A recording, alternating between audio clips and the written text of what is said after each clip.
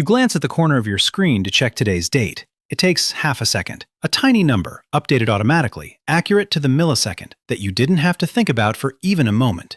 Now imagine that number is gone. No phone, no paper calendar, no printed year. Imagine that to know when to plant, when the days would finally start getting longer, when winter had truly turned the corner, you had to read the sky itself, and that getting it wrong could cost you a whole season of food. 4,500 years ago, on a windswept plain in southern England, people spent generations dragging stones the size of buses into a perfect circle. And ever since, we've been asking the same stubborn question. Was Stonehenge a temple, a graveyard, a monument to the dead? Or was it something stranger and far more practical, the largest calendar ever built? First, the thing itself. Stonehenge sits on Salisbury Plain in Wiltshire, and it did not appear overnight. It was built in stages over more than 1,000 years, beginning around 3000 BC as a simple ring of ditch and bank. The giant stones you picture came later, around 2500 BC. There are two kinds, the enormous sarsens, some weighing over 20 tons, hauled from roughly 25 kilometers away, and the smaller blue stones, which came from the Preseli Hills in Wales, nearly 250 kilometers away, a distance that still makes archaeologists slightly dizzy.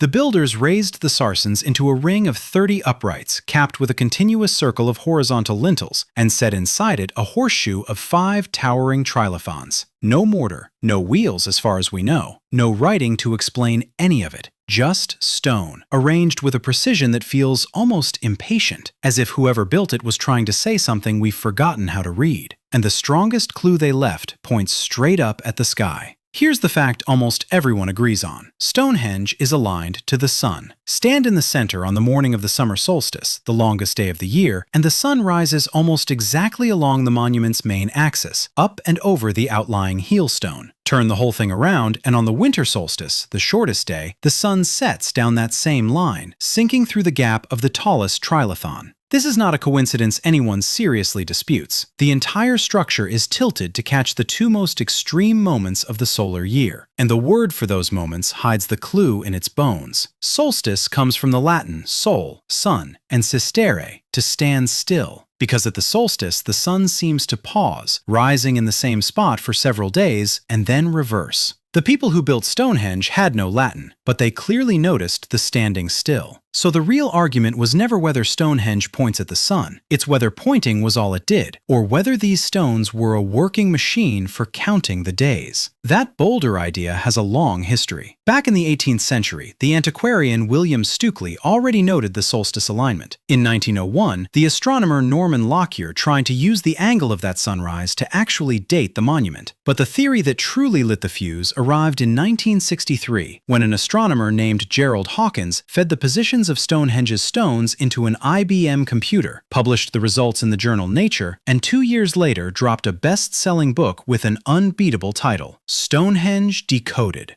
Hawkins claimed the monument was a vast astronomical computer, capable not just of marking the solstices, but of predicting eclipses of the sun and moon, using a ring of 56 pits called the Aubrey holes as a kind of counting device. To the public, it was electrifying. Ancient genius, cracked open by a modern machine. To many archaeologists, it was infuriating. The excavator Richard Atkinson fired back, and famously scoffed that the average Stonehenge builder was little more than a howling barbarian. Hardly the sort, he sneered, to be running an observatory. But here's where it gets interesting. The insult settled nothing. It just raised the stakes. Because in 2022, the question came roaring back, this time armed with numbers. Timothy Darvill, an archaeologist at Bournemouth University, published a study in the journal Antiquity, arguing that Stonehenge was, quite specifically, a solar calendar, not a vague sun temple, a working device for tracking a year of 365¼ days. His reasoning runs on the arithmetic of the stones themselves. Look again at that main sarsen circle, 30 uprights. Treat each one as a single day, and you get a month of 30 days. Run through the circle 12 times, and you land on 360 days. The remaining 5? Darvill pointed to the 5 trilithons standing in the central horseshoe, and that stubborn leftover quarter day, the one our modern calendar mops up with a leap year every 4 years. He suggested the 4 station stones, set in a wide rectangle around the circle, marked exactly that. that, 1 extra day once every 4th year. 30 times 12 plus 5 plus a leap day, 365.25. A calendar you could physically walk through, reset and corrected twice a year the instant that solstice sunrise slid into place. Darvill even noted that a calendar like this closely echoes ones used in ancient Egypt around the very same era, hinting the idea might have traveled. It was elegant, it was specific, and for a moment, it was deeply convincing. And then, almost as quickly, it hit a wall. Within a year, 2 archaeoastronomers, Giulio Magli of the Politecnico di Milano and Juan Antonio Belmonte of the Istituto de Astrofisica de Canarias, published a blunt response, also in Antiquity. Their objection, in essence, was that the whole thing was a beautiful piece of numerology dressed up as astronomy. Yes, there are 30 stones in the circle, but why should 1 stone equal 1 day? Why not 1 stone for a month, or for nothing at all? The 5 and the leap day, they argued, were numbers plucked to force the sum to come out right, not rhythms the monument actually keeps. And crucially, they pointed out that Stonehenge simply isn't precise enough to run a real solar calendar. To keep a 365-day count honest, you'd need to detect the tiny day-to-day creep of the sunrise near the solstice. And at Stonehenge, the horizon and the spacing of the stones can't resolve a difference that fine. The sun standing still is easy to see. Counting exact days by it, they said, is not. What the research can't tell you is who's actually right, because both sides are reading the same silent stones, and the stones aren't talking. So step back from the arithmetic for a moment and stand on what we can actually be sure of. We know the alignment is real. We know it mattered enormously. And there's a growing suspicion that the moment that mattered most wasn't midsummer at all. It was midwinter. At Durrington Walls, a settlement barely 3 kilometers away where many of the builders seem to have lived, archaeologists led by Mike Parker Pearson found the bones of pigs that had been slaughtered, judging by their teeth and growth, in the depths of winter. Thousands of people gathered there, feasted, and very likely walked to Stonehenge in the dead of the year to watch the sun die at the winter solstice, and then, days later, begin to climb back. Whatever else it was, Stonehenge was a place to stand at the darkest turn of the year and be told, in stone and sunlight, that the light was coming back. Call that a calendar if you like, but it was also something no calendar app can quite hand you, because that, in the end, is what really changed. We didn't lose the ability to know the date. We gained it so completely that we stopped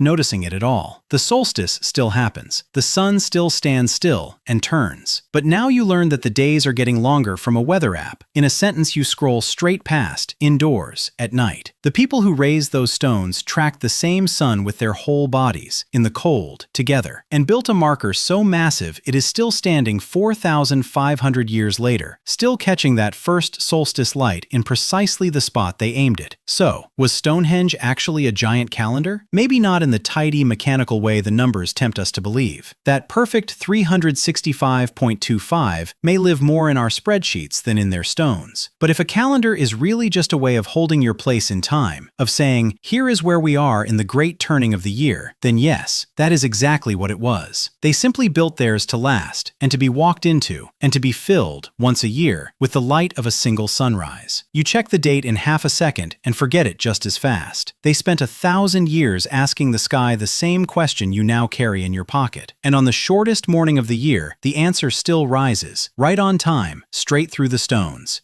If you don't want to miss the next ancient mystery we dig into, subscribe now so it lands in your feed the moment.